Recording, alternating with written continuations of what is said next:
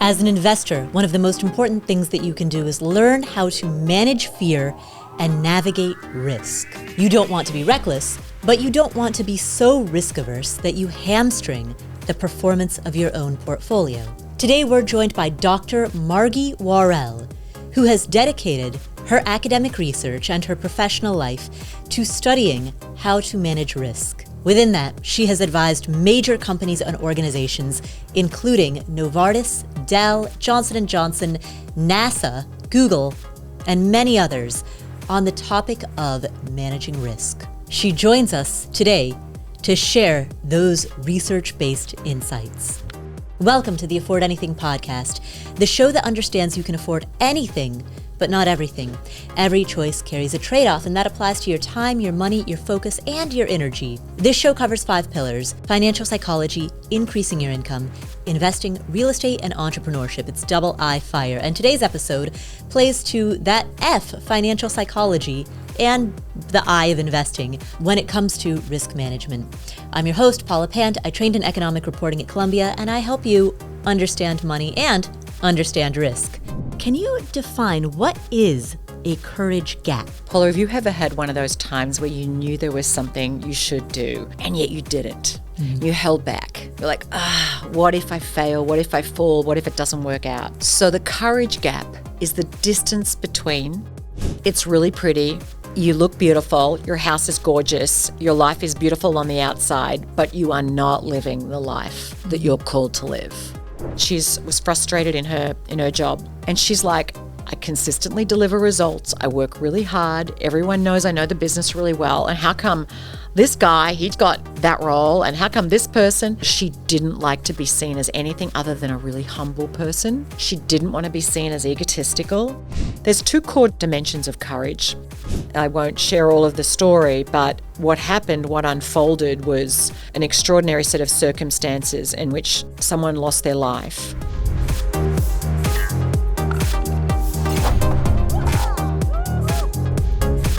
Hi, Dr. Margie. Welcome. It's good to see you. It's great to be with you. Thank you for joining. Can you define what is a courage gap? Paula, have you ever had one of those times where you knew there was something you should do? You wanted to make a change. You wanted to take a chance. You wanted to back yourself, maybe a new career, or you wanted to do something, maybe have a tough conversation, and yet you didn't. You held back. You're like, what if I fail? What if I fall? What if it doesn't work out? Well, that gap between what you think and what you do, between what you truly know is the right thing to do in your heart of hearts and the actions you take, that gap is created by our fear, and it takes courage to close that gap. So the courage gap is the distance between the life we're living and the life we could be living if we consistently acted with courage. I think everybody has a vision of the life that they could be living. And that manifests in a lot of different ways. It's, you could be more fit, you could get that promotion, or you could make that career change, you could take on that investment that is kind of scary, but that you really are kind of also excited about, maybe start a small business. There are a lot of different ways that that can manifest. Where does the courage to bridge that gap, where does that come from? Oh, well, of course, the courage comes from within ourselves. And we find our courage by being really anchored to, 1, a vision, and 2, to values. Like, what is it that we really, really want? Like, really want versus, I'd really like that pink jacket. Or, what I really want is to have a deeply meaningful and authentic life. And so 1 is getting that clarity of what you want, and 2 is like, what are the values that you want to define how you live your life? And the more clear we are about that, the easier, not easy, but easier it is to take that brave action, to take that risk, to put ourselves out there. And of course, often we don't, because we're not sure, is it worth it? Is what I'm going to get worth what I risk having to give up? We're always making a risk-reward assessment. All of us, as we go through our days, like, is what I'm going to get from taking this course of action worth the potential risk, like what I might give up. Like, is it worth it? And we're always deciding that. Do I share with this person how I really feel about something? Do I call them out on something? Do I make the ask? Do I, whatever that is. And so there's a lot of reasons why we don't do these things. Sometimes we decide it's not worth the risk. I don't want it enough. I'll give you an example. Years ago, my daughter, Maddie, she landed herself in this television series, and she was only 13, 14. And we were living in Australia. You can tell from my accent, I'm an Aussie, and she landed in this TV show. It was called Jemay Private School Girl. Anyway, it was sort of a mockumentary. It was a fun thing. But as a young girl, she landed there, and she was like, oh, I think I want to be an actress. This is kind of fun. You know, you're on TV. And then she was invited to go out to LA, and she did this acting course. And so by this stage, she's 14, 15. And over the course of her time there, she got to meet lots of people who were pursuing acting paths in Hollywood. She met among them many, many incredibly talented. They could sing, they could dance, they could act. She didn't have the whole triple threat. She wasn't a dancer for sure. She has a lovely voice, but she certainly wasn't a dancer. And she heard people saying, you know, if you really want to be an actor, you have to be willing to wait tables for 20 years. You've got to want it so much that you don't care if you might wait tables for 20 years, because there's a lot of people in LA that wait tables. Mm-hmm. And she said afterwards, she said, you know what, Mum? I've realized I don't want it enough. I'm not willing to risk doing something I don't want to do for 20 years on the hope that maybe I would make it as a big time, you know, Jennifer Lawrence, who was sort of her icon at the time. And so she did that risk reward. She's like, it's not something I want enough. And then at other times, there's things we do want enough, that we put ourselves out there and we're willing to risk our time, our money, our years. And so getting that clarity about what we want and why does it matter enough or not. But what strikes me when you talk about getting clarity is clarity and values, those both exist in the cognitive realm. But when we talk about courage, and particularly when we talk about bridging this gap, there's cognition, there's psychology, and there's behavior. Mm-hmm. And it seems like there's a challenge in integrating the three. Yes. And you're absolutely right. And those three different domains for behavioral change, the cognitive behavioral and the psychological, they all work in concert with each other. There's not one that is going to do it for everyone. But I think getting clarity, you're right. You can't intellectualize your way to courage. How many times have you met someone who is very, very smart, who did something that was a little daft? How many times have you met someone who knew intellectually it was the right thing for them to do something, and yet they didn't do it? Mm-hmm. They stayed in a relationship that they knew was sucking the life out of them and not helping them thrive in their lives, and was actually leaving them incredibly kind of fractured sense of self-esteem. People who stay in jobs that suck the joy from their living, and they know, and you know, before we started rolling, you were talking about people who are like, okay, now I've saved $3 million. Now can I pursue what I really want? Intellectually, they know it, and that they still don't do it. And so we can't intellectualize our way to courage. There's a deep emotional element to it. There's a moment in which we have to lay our vulnerability on the line. Brené Brown says vulnerability is the biggest measure of courage. That's a physical feeling too, like our fear and vulnerability lives in our body. Fear shows up in our lives, in our thinking, in our feelings, and in our physiology.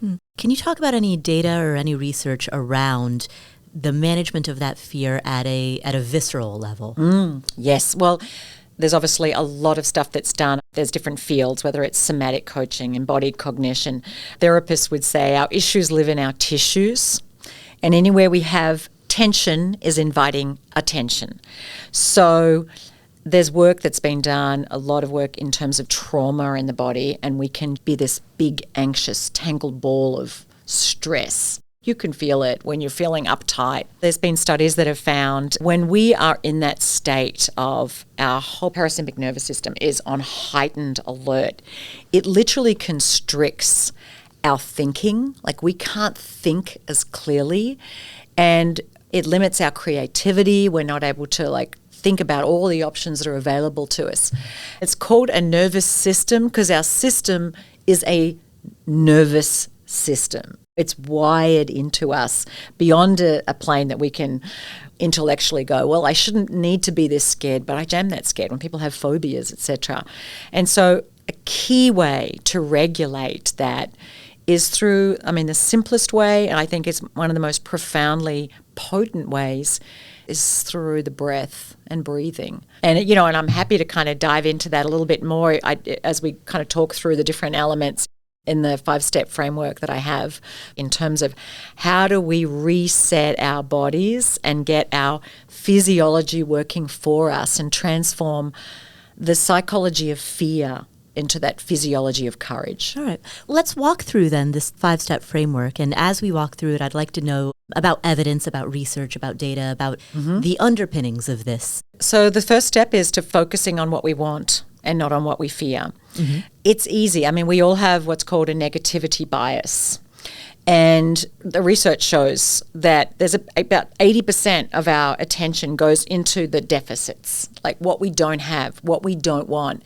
If you draw that all the way back to our cave-dwelling days, we wouldn't be here today if the brain wasn't exquisitely wired to be on alert for potential threats to our survival. It's that these days, it's not about our survival, am I going to make it through the day and be eaten by a lion. It's our whole identity. Our brains are still kind of wired in a prehistoric sense, but they haven't caught up with the modern world where it's not our lives that are being constantly threatened. It's our identity, and we're living with devices that we hold in our phones that are constantly feeding us algorithms and posts designed, engineered to make us feel insecure and afraid. And so much of the stuff, if you look at, and there's some great research around how much anxiety and insecurity is fed through being on social media. So that wires up our risk phobia. We tend to be constantly much more focused on what could go wrong, on potentially bad things. And I think in recent years with the pandemic, it's only heightened our perceptions of risk too. So our brains are constantly looking for what's wrong, what could go wrong, what's lost. Daniel Kahneman, behavioral economist, he wrote a book, Thinking Fast and Slow, which you've probably read. And our brains are twice as sensitive to what could be lost versus what could be gained. And so because we're constantly alert for that, whether or not we're meaning to be or not, it means that we tend to be super sensitive to potentially bad things happening, and often our attention is on those bad things. The money we could lose, what could go wrong. We tend to turn our forecasts for the future into fear casts. We catastrophize. And our brains are brilliant at that, at going into the future and having anxious thoughts. And that's why we have to continually be reeling in that anxious thinking and going, what is it I want? What is it I can do? What is it I do have? And not let that natural bias toward the negative take over our thinking. The fact that we do possess that negativity bias also means that when we get blindsided by some type of black swan event, it becomes that much more traumatic, and we often end up that much more scarred by it. Can you talk about how to grapple with that? It's interesting. As much as we may be constantly focused on risks, we tend to under-prepare for unlikely events. But yes, we can be blindsided when really those black swan events happen. There's a term in psychology called an assumptive world. We all live with an assumptive world about how the world works. We have these mental maps of this is how the world works. And when an event happens that doesn't fit with our mental maps of how life is, it can really be extremely disorientating. Like we feel like not only has the rug been pulled out from beneath us, but the ground beneath that, and we can really lose our kind of sense of place and mooring. And so when that happens, it takes a little bit of time to kind of get our axis back on an even keel. So when I think people find themselves really blindsided by one of these black swan events, it's so important, one, to give ourselves a minute, take a beat, Like, it's a lot that you've had to deal with. It takes a minute to get your bearings again. I know sometimes I came out of the subway to meet with you today, and as I stepped out, I was like, which way is north, south, east, and west? Like, Yeah. I need to give me a minute to figure out which street. Sometimes I walk one block in the wrong direction. I go, oh no, that's wrong direction. Okay, I'm going there literally sometimes the exact opposite way. You're literally emerging from a dark tunnel. Yeah, and I'm like, okay, and every now and again, I definitely sometimes have completely had my mental map flipped over. And the same with when those things happen. So one is, I think we've got to give ourselves a minute. But secondly, once we've done that, to reel in that emotion which can run away on itself and to go, okay, what is it I know for certain? Because a lot of uncertainty can be really ungrounding. And so to anchor ourselves in what we know to be true, that gives us a sense of self-certainty. I'm okay. I've been through difficult times before. I haven't been in this situation, but I get to choose how I'll respond to it. Looking around ourselves, sometimes connecting in with other people that can help to anchor us. And also being really mindful, what are we putting our attention on? And practicing what I call deliberate optimism. I'm going to choose to believe that good things are going to come out the other side of this, even though I cannot figure out what it's going to be. I'm going to choose to lead myself based on my values, not by my emotions. Like, what's the next best right thing to do right now? I don't know what's coming a week from now, a month from now, but what is the next best thing to do? And I think we have to also really prioritize whatever it is that will empower us and help us to bring our best self to the moment at hand. And the more that we have coming at us, the more pressure we feel, the more ungrounded we feel, the more that we feel like life has thrown us a curveball. I think that even the more important it is to double down, to triple down on whatever will help us to reset and ground ourselves in what we know to be true, in who we are and who we really want to be. I had an interesting moment like this actually at the start of the pandemic. I was actually living in Singapore and I had 3 children in the United States. I had 1 child living with me in Singapore. My husband had come out to the US in mid-March to see kids. And while he was in New York, just restaurants were starting to close, think of mid-March, he obviously picked up the virus. He landed back in Singapore, had this cough, his eyes didn't look great, went off to find the one place that was doing tests, and he was basically, people came out in like a bowler suits kind of and took him off into a closed room, and he was locked up for 30 days. Wow. And at that first day, they thought they could see dark spots in his lungs. They put an IV in him. We're watching these images coming out of Italy. I'm like, and he's texted me to say, I've got COVID. They've locked me up. They see something on my lungs. I've got an IV. And I went into a pretty major overwhelm. In the meantime, I had children in the US that found themselves homeless as their dormitories closed. They didn't have anywhere to live. And I remember in those early days having these feeling like waves of overwhelm were washing over me and waves of anxiety. I had to literally sit down and take a breath regularly. I say breathe in courage, breathe out fear, and reset. What do I know to be true? I know right now I'm okay. I know we'll get through this. I know he's going to have a strong immune system. He's going to get through this. I know my kids will get through this. Someone's going to take them in, as they did. In those moments when we can find ourselves really overwhelmed, to take a minute and get present to yourself and help to reel in that fearful thinking, because our brains will go off the reservation thinking of all the worst case scenarios. So we've got to reel it in and then focus on what is it I want to do, what is it I can do right now, and get really specific in the short term. And you talk about, you said the first step was focusing on what you want rather than what you fear. What if you don't know what you want? I think a lot of people go through life not being really sure about what they want. It's like, what kind of job do I want? Do I want to continue pursuing a career in here? Do I want that? It's great when you can be clear, but let's face it, often we can't. And I believe when you're not exactly sure what you want, go with the next best thing. Well, what is it right now you think you might want? And so, as a coach over the years, I've said to someone, they're like, I don't know what I want. I'm like, okay. But if you had to kind of take a stab at it, and sometimes it'll be like, well, what I know I don't want is this. I'm like, great. Well, that's one less thing that you definitely don't want that. Great. What else do you not want? Well, I don't want that. And so sometimes through a process of what we get in clarity about what we don't want, we can help to like narrow down, well, I'm not exactly sure if it's this or this or this, but I know for sure it's not that, that, and that. So that in itself is valuable. I've had that experience, I'm sure you have too, where in a work situation where I'm like, I don't know exactly what I want to do professionally, but I know for sure it is not staying in this job, in this organization, working in this culture, doing this with my time every day. So that can help. But when it comes to what we want, getting that clarity of it, just a few questions. It's like, what is it that you really enjoy doing? What is it where time disappears on you? Now, that's one thing. Some people might say, well, I love doing, Wordle. Well, that might, great. Wordle, great. You love words. You love being creative. Okay, that's not going to pay the bills. What is it you love to do?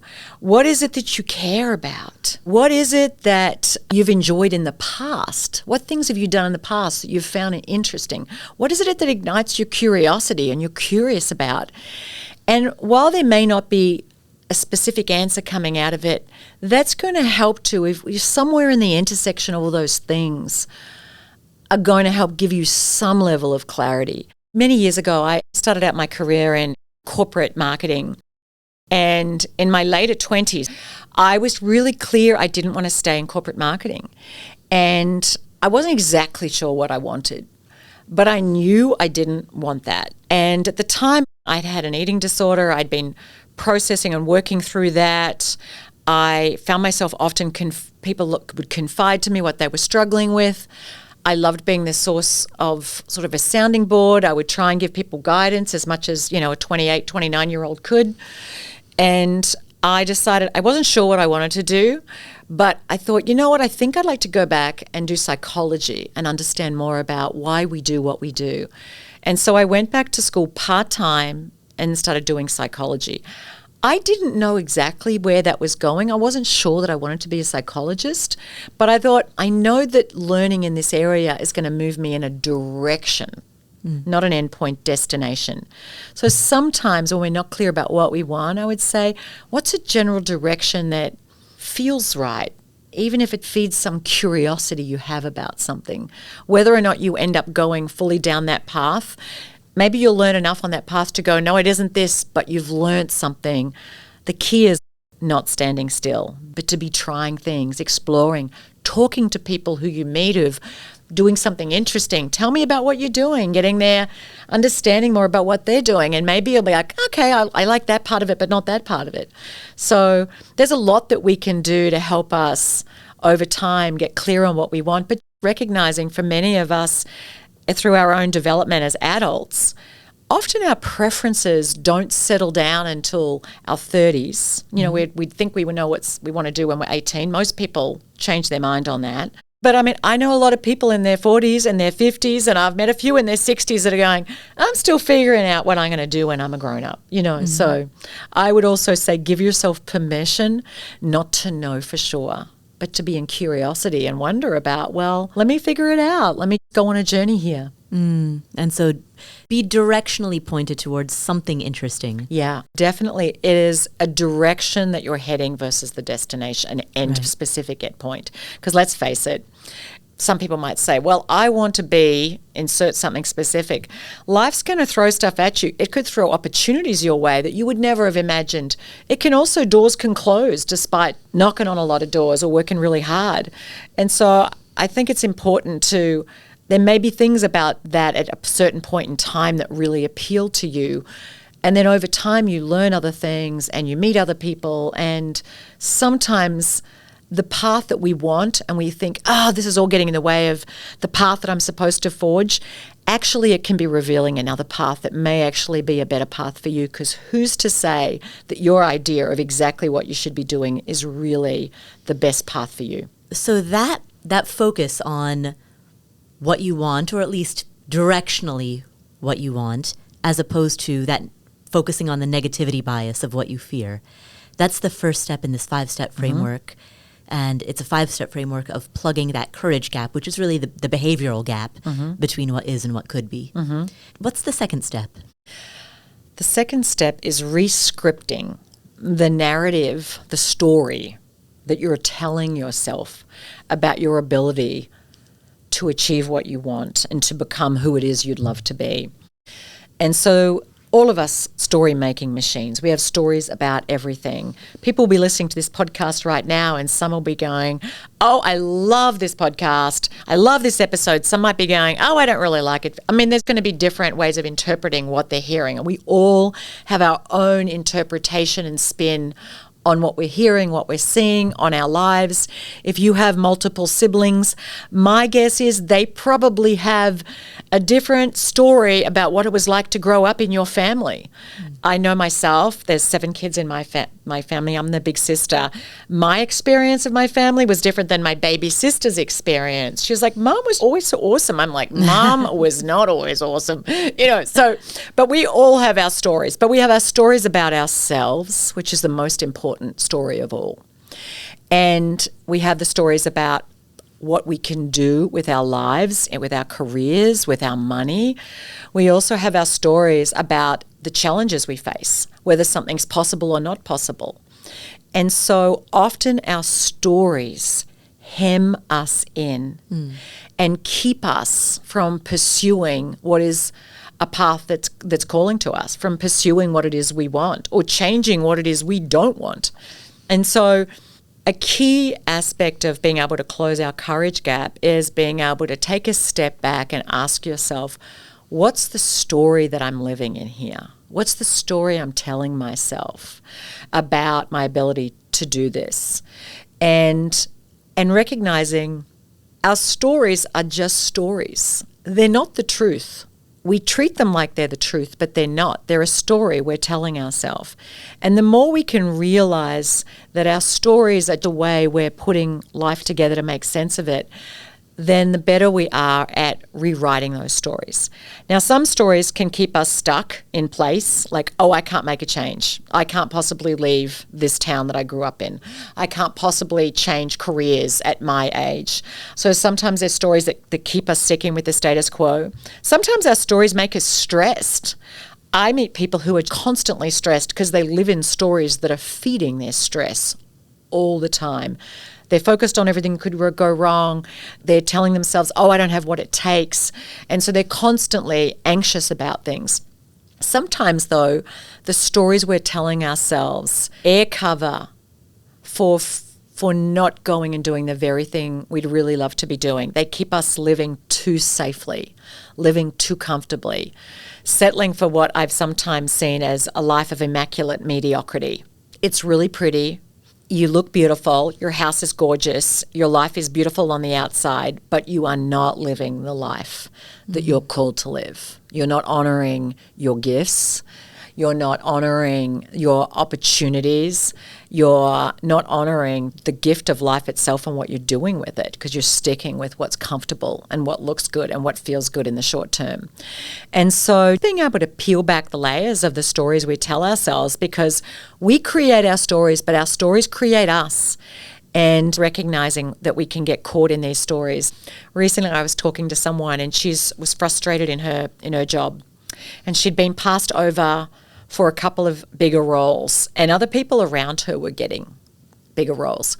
And she's like, I consistently deliver results. I work really hard. Everyone knows I know the business really well. And how come this guy, he's got that role, and how come this person? And she's a little resentful. And I said, well, have you let the higher powers to be here know what you want? She goes, no, because I'm not one of those people that's going to go and like jostle. I'm not egotistical. People should know what I want. And she said, that's not my style. I don't do that. And I said, okay, everyone else is getting a role because they're going out and letting people know what they want, and they're hustling for it. And you want to sit back and earn gold stars and wait for someone to come and offer it to you. And sometimes that happens. But these other people are showing that they're really hungry and they're going out there and they're being super assertive. She goes, well, I don't want to look like I'm too ambitious because I don't really care. And I said, yeah, you do. So she didn't like to be seen as anything other than a really humble person. She didn't want to be seen as egotistical. And yet, in not wanting to be seen as egotistical, that was egotistical. So I'm like, what's another story you could tell yourself? And where she came out was, that I'm fully deserving and wholly worthy of bigger roles, but I need to get out of my own way and I need to let people know what I want. And I said, yeah. And that's not because you're egotistical. It's also, what's the value that you want to add? You want to be someone who adds a ton of value. And so by shifting her story, it enabled her to have some important, crucial conversations that she wouldn't have had otherwise, because she was stuck in a story of, I'm a really humble person. That's not what I do. So even sometimes the labels we put on ourselves can hem us in. You mentioned a life of immaculate mediocrity, which is so sticky. It's so visually compelling. If someone who's listening to this recognizes that in themselves, if they heard that phrase and went, oh my goodness, I'm living that life where it's like Pleasantville. Everything's fine, but inside I'm screaming. Mm-hmm. How do they even know which labels to shed? How do they know which stories to break? How do they begin that process of unraveling all of the multifaceted, multi-layers that got them over the span of 30 or 40 or 50 years to that space? Yeah. Obviously, it's rarely done in a moment. You've spent 30 or 40 or 50 years getting to that, so it's not going to be undone in a moment. But it could be, because in any moment we can make a decision to live differently and to pursue a different path. But I would start with going back to that step one. Sometimes I play a little exercise with people. If I had a magic wand and I could create for you the most inspiring life that you could imagine, what would you be doing? Who would you be doing it with? What would people rely on you for? What would they admire you for? What would they be grateful to you for?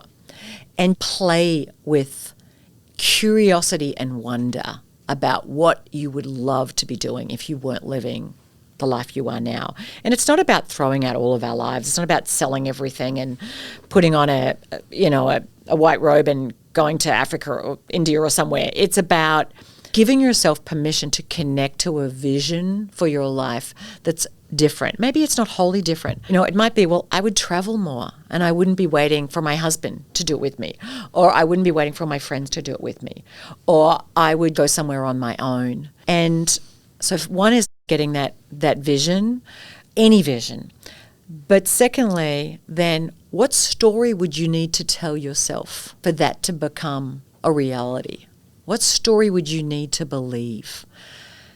That I have everything it takes to live a big, wild, inspiring life.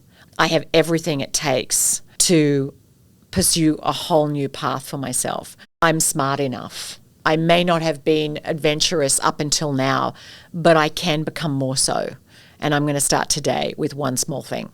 And so giving ourselves permission to connect to something new, but also, what story would you have to tell? Sometimes I think, think of someone that's living a life that you find inspiring. If they could step into your body right now and they could take over and go, wow, and put their mindset into your life, what do you think they'd be thinking for you? All of the wild and wondrous possibilities for you. Every story we tell creates emotions, and our emotions are what drive action. And so what other story could you tell? How does that shift the emotional state that you're in? And when I've encountered people who are living lives of, when I say immaculate mediocrity, they're outwardly beautiful, yes, but often shrinking. Often there's a lot going on in their inner life. I think it's super important to just stop and look within ourselves and sometimes look at hard truths, sometimes ugly truths, sometimes inconvenient truths. We can easily be deceived, but the person that is the easiest to deceive is ourselves, and we often tell ourselves what we call vital lies. Daniel Goleman wrote about this in his book, Emotional Intelligence. We tell ourselves stories that make us feel better about our choices, but sometimes they're not wholly true. Right. So we tell ourselves these vital lies because when I tell myself I can't do that, it gives me a get-out-of-jail-free card to try. I have 4 children, but at one point in time, I had 3 children. and I had moved from Australia to the United States. I didn't know anyone. I wanted to start a whole new career path in coaching. And I'd always thought I would love to have 4 children. And I remember telling people, oh, I can't have 4 children because you can't have 4 children and have a career. And I'm actually want to start a new career in a new country I have zero network in. And so I definitely can't have 4 children and start a new career in a new country. And I had one particular friend, Janet, and Janet cared more about me than she cared about me liking what she said, which is a good sign of a really good friend. Mm-hmm. And she said, I call bullshit on that, Margie. You can have 4 kids and have start a business. Like, of course you can. Of course you can. And I was like, but I don't know anyone who's done it. She goes, well, I know people. Let me introduce you to two. So she literally gave me some role models because I didn't know anyone. But it helped me realize what I was telling myself was not true. I was telling myself it was true, but it was not true. So go out and look for evidence to prove yourself wrong. Go out and find examples and evidence, and maybe it's people that are doing the very thing that you're saying can't be done. I mean, that was my example as a mum because I didn't know any women. I didn't grow up surrounded by professional women who had multiple kids pursuing successful careers. I grew up on a dairy farm in rural Australia. That didn't exist in my world. So I had to expand my horizons and look for that. But to anybody who's thinking, I want to live a bigger life, I know I want to do it, I would say, 1, set on something in your future that's a little inspiring, and then ask yourself, what would I need to believe? And try that story on for the next 24 hours. Try that story on. Notice how it makes you feel. Notice how, if you believe that story, how it shifts not the emotions you're feeling, but what you see as possible. Maybe you're like, well, I could reach out to that person, or I could join that group, or it's going to expand what you see as possible for yourself. So step 1 is to focus on what we want rather than what we're afraid of, rather than, succumbing to negativity bias. Step 2 is the reframing of the stories that we tell ourselves and the labels that we assign to ourselves. It strikes me that both step 1 and step 2 are very cognitive. What's step 3? Step 3 is about embodying courage. In the book, it's titled Breathe in Courage. So now we're leaving cognition and we're going more into the physiological aspect of it. So fear lives in our bodies, whether we would want it to or not. It lives in our tissues. Our issues live in our tissues. Often we're carrying around anxiety from experiences that we may have had as children inside of us in ways we don't even realize. There's a lot of people, I've done a lot of work in executive coaching, and I meet people who I say live from the neck up.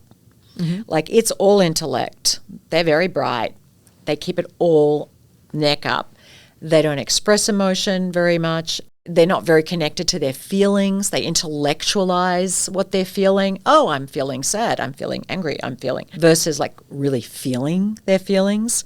And so connecting in with our physical presence is a gateway to resetting the fear that's in our bodies, to resetting our nervous system. So that's one part of this step. So for those who are listening right now, if you might be thinking to yourself, I don't think that's me. I'm cool. Well, I would just ask you to think about, is there anything in your life that causes you to feel any level of stress or anxiety? And then ask yourself, where do I feel that in my body? I feel it sometimes in my chest, like I get a tight chest. And so sometimes take in the deepest breath that I've taken all day can help to reset that anxiety. I mightn't be super anxious. I'm not having an anxiety attack, but just carrying a little bit of it through the day. So I sometimes say to people, take the deepest breath that you've taken all day right now and take in a breath and notice that breath going in and out and doing that diaphragmatic breathing where it goes right into the bottom of your belly. It allows a little bit more oxygen to go up to your brain and can help to reset, but also noticing where you feel any tension in your body or even any tingling or any numbness or anything can help us to connect to where fear lives in our bodies. Because it's not a one-way street where I think a fearful thought, to your point on the cognitive aspect of it, I think a fearful thought and now I'm feeling anxious. Yes, that's true. It's a two-way street. We can feel things in our bodies before our brains have even kicked in. You know, a car comes racing towards you. Our bodies jump before our brains have even kicked into gear. And so recognizing that it's a two-way street. And so that gives us a target for intervention in our own physiology. And the research shows that how we hold ourselves, our posture, it sends a signal to the brain that says, oh, this is how we're feeling. If I hold myself all hunched over, or I'm just saying I'm depressed and I've got myself all hunched over, like I'm feeling deflated and low self-esteem, that tells my brain like, oh, there's not a lot to look forward to. The future's not very bright. If I hold myself like, I got this, I sit taller in my chair. I'm doing it right now talking to you. I lift my chin up. I look out ahead. I widen my eyes. That sends a signal to my brain, I got this. I can handle it. So holding yourself like you've got this, walking taller, sitting taller, talking taller, all of that sends these signals to our brain that, and so our physiology impacts our psychology. And when we can really anchor in the presence of our physical being, it unlocks in us a power. It empowers us in different ways. I started that chapter of the book talking about the haka. And in New Zealand, for anyone who's ever watched the All Blacks, New Zealand's famous rugby team, which is one of the most successful sporting teams on the planet. It's had extraordinary winning streak. And they're famous for starting their games with this haka. And it is this traditional dance of originally a traditional war dance of the Polynesians, New Zealand and other Polynesian countries. It not only helps to ignite testosterone in the body, but it connects them to each other as well. And so we do that in our own physiology. You don't have to be practicing a war dance, but in how we hold ourselves physically and connecting in with the people around us, which is another part of that. And that is the people that we talk to, that we hang out with, impact how we feel about ourselves and our ability to show up for life and bring our bravest self to life. So it's always important to also be guarding your energy. Who are the people that you're spending time with?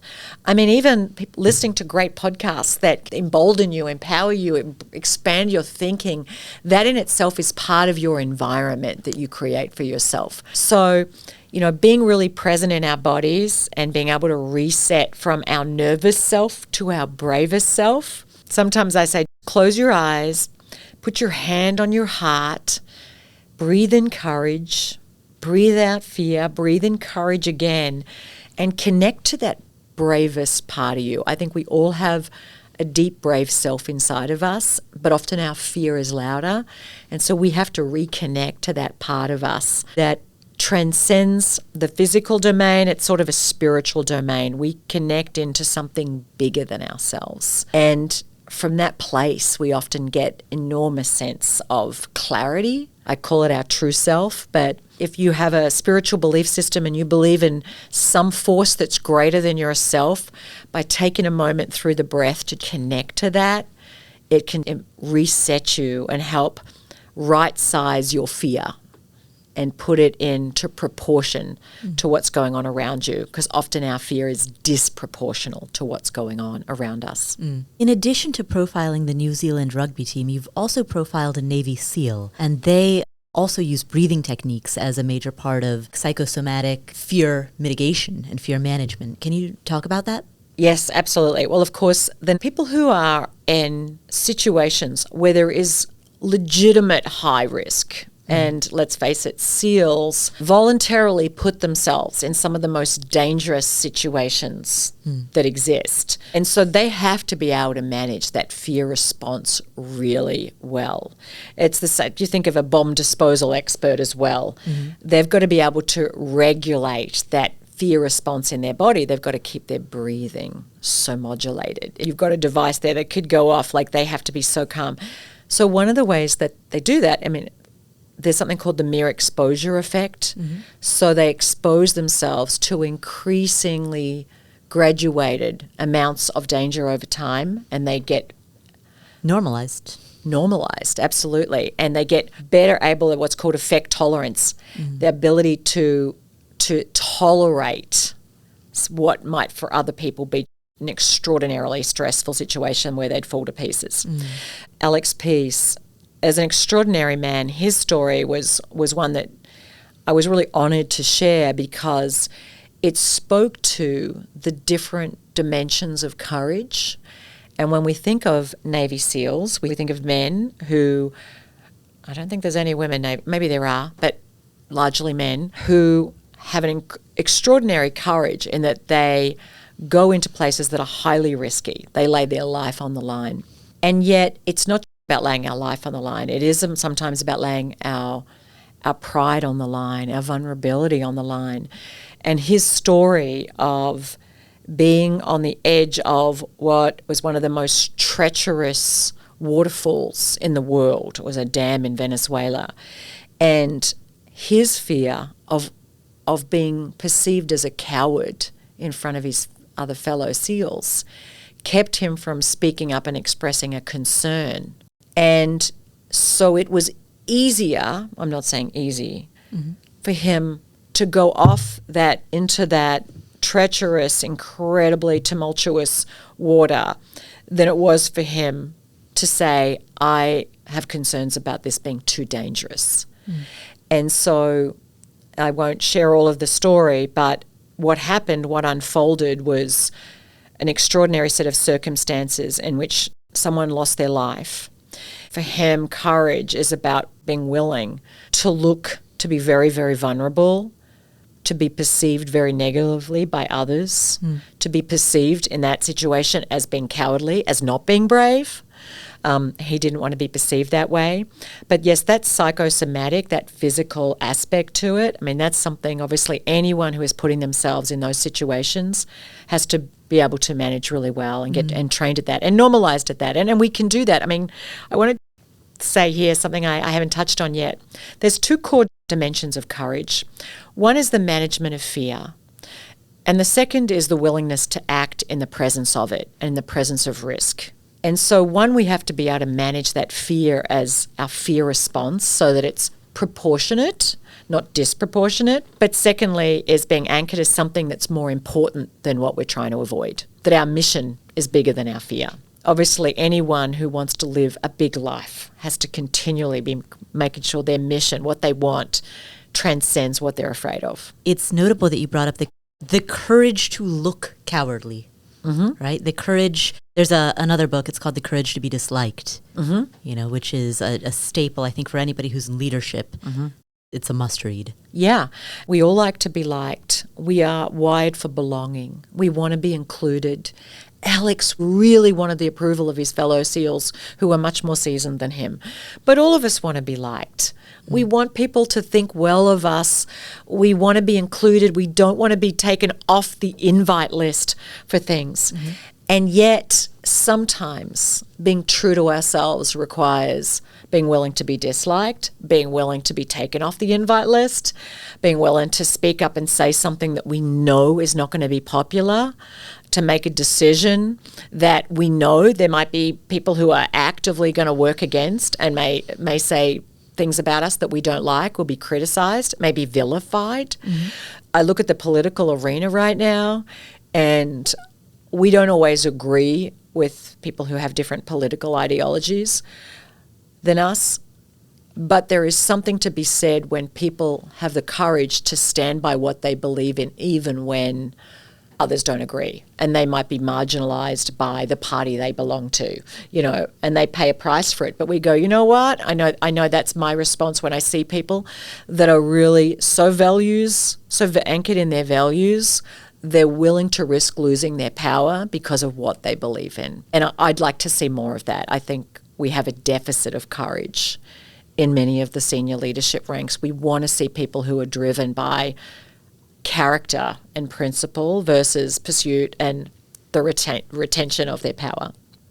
Right, the willingness to go against your own party, which is sort of a microcosm of the broader human experience of the willingness to go against the tribe, your village. It's easy to get pulled into ideological echo chambers that make us feel safe and that common enemy intimacy. But I think courage comes in many different shapes and forms. One is that management of fear, but two is that willingness to take action even though we're afraid of what might happen if we do. And you know what? If there was no risk involved, it really wouldn't require courage a lot of the time. There is sometimes a risk. People mightn't like it. Your venture mightn't work out.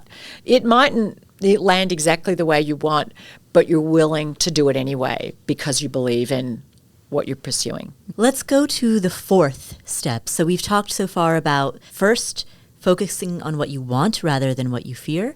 Second, on re-scripting the stories that you tell yourself and the labels you give yourself. And then third, on breathing and on embodying courage. Embodying courage. Let's go to the fourth step. Yes. The fourth step's where the rubber hits the road, Paula. That is, up until now, it's about getting our focus in the right place. It's about having the right mindset, the story we're telling ourselves, and physically getting ready to take brave action and step into our courage gap. And this step 4 is where we do. And that requires embracing discomfort. Step 4 is step into discomfort. Our lives expand with our willingness to get uncomfortable. And anyone I've met who's living a big life is regularly breaking ranks with their comfort zone and has found some semblance of truce with being uncomfortable. They're not sticking with what is safe and familiar and comfortable. They're willing to actively do things that are uncomfortable. They'll have difficult conversations. They'll risk rejection. They'll put themselves out there in ways that other people go, oh, I don't want to do that. So as I think about what it means to step into discomfort, I often share a story about growing up on my dad's dairy farm and getting my first horse. And every morning before school and afternoon after school, I would go out and I'd bridle him up and I'd saddle him up. I was 10 at the time. I didn't really know what I was doing. In the beginning, I had this wave of kind of nervous nausea as I would walk out because the horse seemed so much bigger than me and I didn't have a lot of skill. But every day I would go out there and I would bridle him up and I would saddle him up. And day after day, week after week, my discomfort grew less and my confidence grew more. And I also grew more competent. And what that experience taught me was that growth and comfort can't ride the same horse. And when we're only doing what's comfortable, we're never going to do what's possible. We deprive ourselves of realizing how much we can do. We deprive everyone else of the value we could bring, the gifts that we have to share in the world. And so embracing discomfort there is no shortcut to courage. We have to be willing to get uncomfortable, but acting anyway. And that's where I distinguish confidence and courage. A lot of people say, I wished I had the confidence. I wished I was as confident as you. I wished I felt more confident. I wished I knew I could do this and I wouldn't mess up. And I'm like, if you're waiting for confidence, you could be 100 years old and you're still waiting for confidence. You have to act with the confidence that you wished you had. That requires courage. That means doing it even though you're afraid. I mean, courage is fear walking.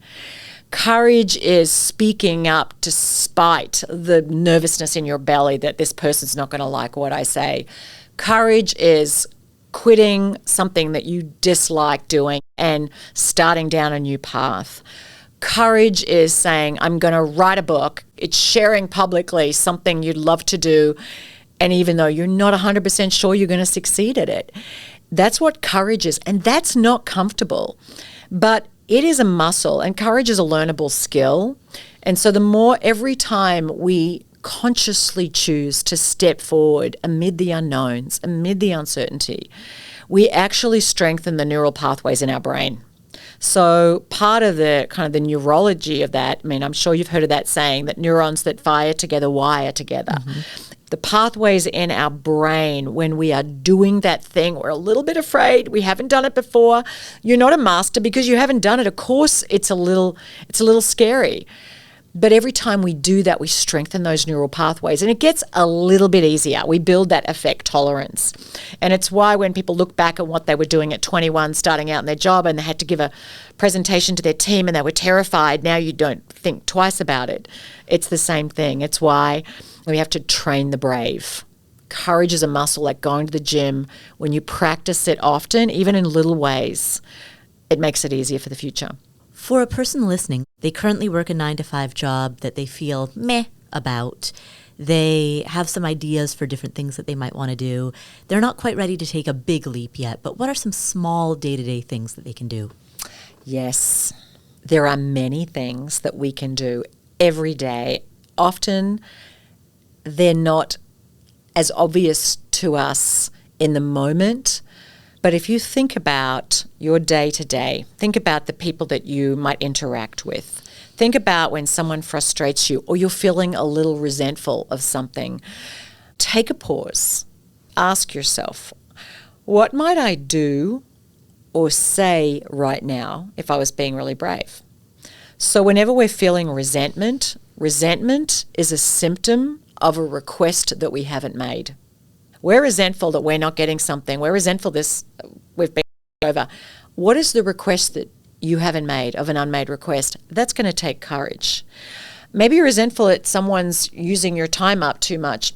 Okay, there's an opportunity. Sometimes it's saying no. We say yes to too many things, and actually we need to say no. And if someone ever cancels something on you and you have what's JOMO, the joy of missing out because they've cancelled, then ask yourself, why did I say yes in the first place? And if you're committed to anything right now and you're like, oh, I would love it if someone cancelled that, think about what is it that you're committing to today that's actually a silent invitation for you to practice courage.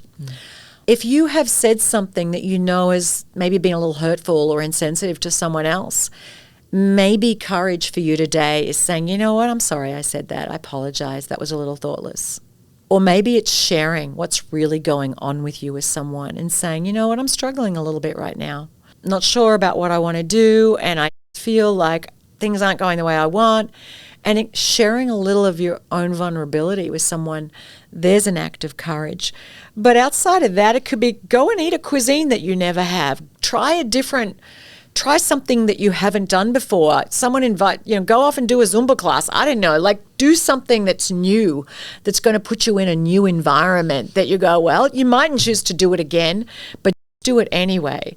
Because that sometimes trying something new can help us realize, you know what? I can do that. And that encourages you for the next thing to come. And what is that fifth and final step? The fifth and final step is titled Find the Treasure When You Trip. And it's probably the one that is the most personally relevant for me in my own growth in recent years. So there's two aspects to it. It's about finding the treasure in our failure. We're not always going to get everything right. We're going to trip up as we go through life. We're all, I call us human becomings, as distinct from human beings. We're all on a path trying to figure it out. None of us have got it all figured out. We might for 3.5 nanoseconds, and then something happens and we realize we haven't got it figured out. It doesn't matter how successful you are. It doesn't matter what you've achieved. None of us have got it fully figured out. And another level, another devil. So when you get, behind every mountain is another mountain. And so as we go through life, we're either going to have moments where we try something and we fail, or where we fail to try. And each of those moments hold opportunities for us to learn. Yet often we don't learn the lessons because we're so hard on ourselves about our failures. We don't look at them and go, what is the gift in this failure for me? What is the nugget of gold that will help me be a little more wise, that will teach me something that will help me move forward in a smarter, more intelligent way, that will help me be a little more humble, that may help me connect more deeply with others because I'm human too and I'm fallible. And one of the key aspects to this final step is forgiving ourselves for our own fallibility. We will all mess up. We will all fall down. Sometimes in those moments when we know we should say something, we'll wimp out. And so extending a little grace inward to yourself and forgiving yourself for being the human that you are, but knowing that you are wholly worthy regardless of whether you achieve some big goal or not. You're worthy innately, period. I mean, each of us, by virtue of our birth, is innately worthy. And I think when we can embrace our full humanity with love and compassion and forgive our faults and our flaws and our fears, because we're human, it actually enables us to rise faster when we fall, and it emboldens us to be braver more often, because we're not going to risk being brave if we don't know how to get back up when we fall. And so making peace with our fallibility, but also resetting our relationship with failure. If you knew that failure didn't define you, that you were never defined by an outcome of your actions, it would actually enable you to learn more. And we cannot ever control the output of our actions. None of us control the output of our actions. We can try. You can have the most meticulous, brilliant plan, but you cannot fully control the output. You can only ever control the input. And so when you can make peace with failure, when you can reset your relationship with it so that you can learn all that it has to teach you, it actually helps you upgrade the input so that you can get better outcomes. But if when you fail, you're like, I don't want to tell anyone about it, I'm going to blame someone else, I'm going to brush it under the covers, I'm going to beat up on myself as a total loser, we miss out on the lessons. And actually that misses, then we deprive ourselves of being able to step forward that little bit more, to quote Henry Ford, intelligently. You know, I've seen with failure, two very polar ends of the extreme. There are those who place all the blame externally and will blame all of these other people or circumstances or various external factors. And then there are the ones who have adopted a mindset of taking radical responsibility for everything. You know, they have a very strong internal locus of control.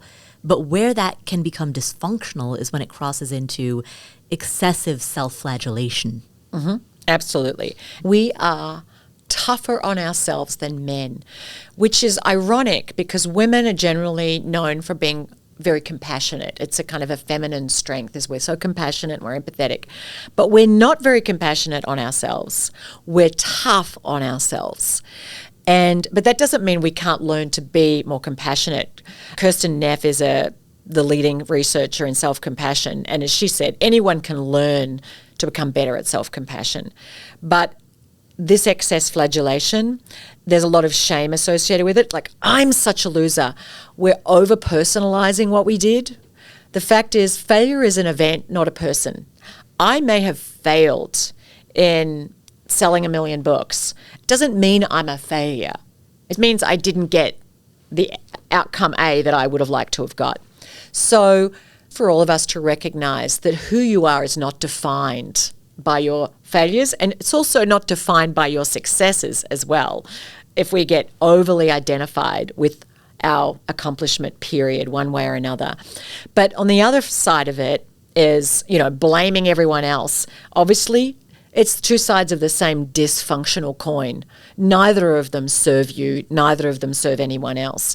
And so for people who go into a lot of blame, and really they're telling themselves a victim story, by the way. One of the stories, back to step 2, rescript what keeps you stuck and scared and living too safe, is when we tell ourselves victim stories and villain stories. It's all your fault, Paula, that, this didn't work out, or it's I'm the victim, I'm the powerless person here. Either of them don't serve us. So I think recognizing neither of those ends of it work, it's like, okay, I need to take responsibility for my part in this. What did I do or not do? But don't over-personalize that. I'm not a failure. I failed to plan enough. I failed to get enough stakeholder engagement. I failed to understand the market enough and research it. Maybe I should have done a small pilot before I launched it to bigger scale.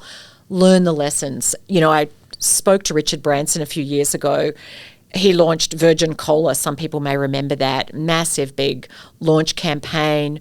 And it was a huge publicity fail and a huge loss of money.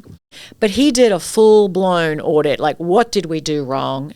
And he said, I didn't want to lose the value that failure held. Like, what was it we totally missed? And he said, we realized we got too far away from our mission, which was always to make what is existing better. How do we make a better flight service or a cell phone or whatever it is? And I think that holds a lesson for all of us. Don't fail to learn from your failures. When you do, you're failing twice, but make peace. You're gonna fail. It's okay to fail, but don't fail to learn from your failure.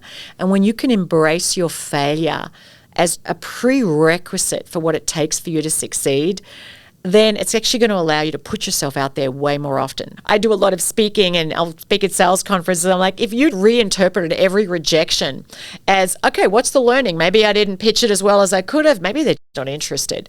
But take the learning, move forward, but don't be defined by the rejection. That's going to free you, liberate you to put yourself out there a whole lot more. And ultimately, you're going to be much more successful. Thank you for spending this time with us. Where can people find you if they'd like to learn more? Thank you for asking. Yes, I would encourage people. You can find me on social media at Margie Warrell, and you can also head over to my website at margiewarrell.com. And of course, there's a whole lot of information about the Courage Gap on my website. You'll find that there, and as well as the workbook, things you can download, and a quiz. And of course, it's available wherever you like to buy your books. Great. Well, thank you. Thanks, Paula. Thanks for having me.